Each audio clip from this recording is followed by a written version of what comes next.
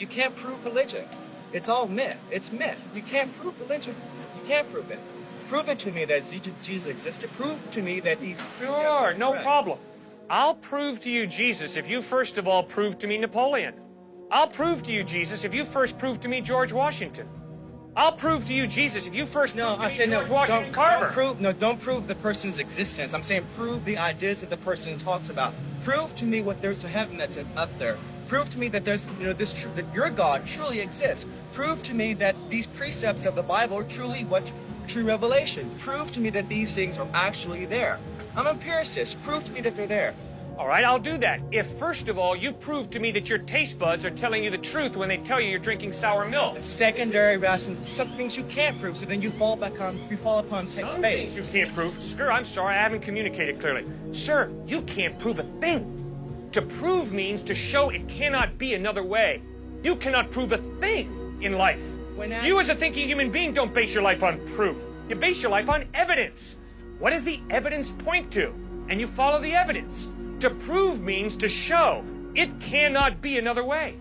What can you prove in life? Prove to me we're having this conversation right now. You can't prove it. We might be dreaming. Someone might have dropped some drugs in our tea. But the evidence is we're having this conversation. That's why I'm hanging in there with you. That's why you're hanging in there with me. Evidence. Okay, so the evidence is God exists.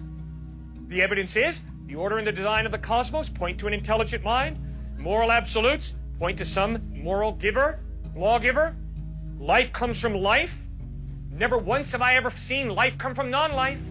An atheist is someone who says, oh yeah, at some point, somewhere, at one time, in La La Land, life came from non-life.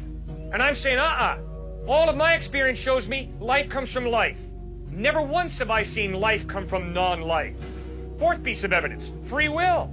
If there is no God, you're just a hunk of biochemical reactions. That's all I am. You're not free. You're determined by your biochemical reactions. So am I. I'm sorry. I judge myself at night. I say, you know, Cliff, when you spoke to that student, that was pretty rude. When you spoke to that student, boy, you displayed a lot of patience, man. Tomorrow do that again and don't do that. I judge myself. I critique myself. I'm free. I don't have to do what I do.